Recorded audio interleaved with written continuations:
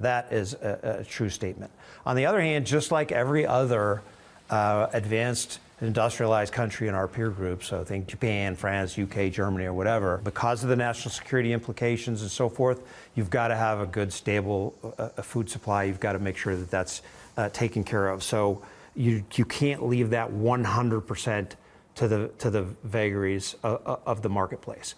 And so it's not a surprise, therefore, that all of our peer countries have a similar kinds of mechanisms in place to ensure that, and to ensure the care and well-being of the rural land. But having said all of that, it is a risk that if you take too much too often and get your significant risks taken off the table for you whenever they manifest by the government, that you're subject to the risk of the complacency of thinking that that's always going to happen.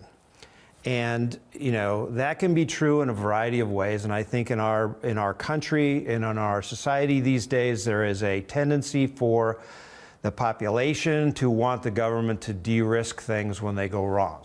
All those things are legitimate and reasonable, but they also, over long periods of time, change people's behavior in the marketplace. And the market starts to take risks that end up becoming mispriced. You know what I mean? And they end up that the people who are having to provide that support are going to have to provide more of it more often than would otherwise be the case.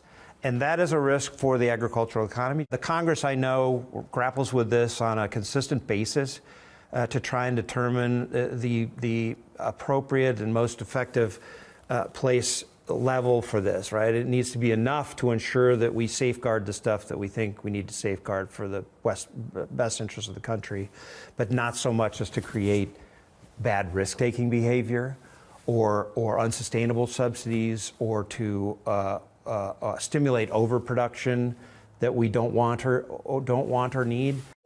If we don't have a strong agriculture sector, if we can't feed ourselves, we are no longer the superpower in the world. And so all of this, it's a complicated sort of balance that we're striking, that we're working to achieve. President Trump's Secretary of Agriculture, Brooke Rollins, has a packed travel agenda, visiting the likes of the UK and Italy and scheduling trips to India, Brazil, and Peru, all in an effort to drum up overseas interest in U.S. agriculture.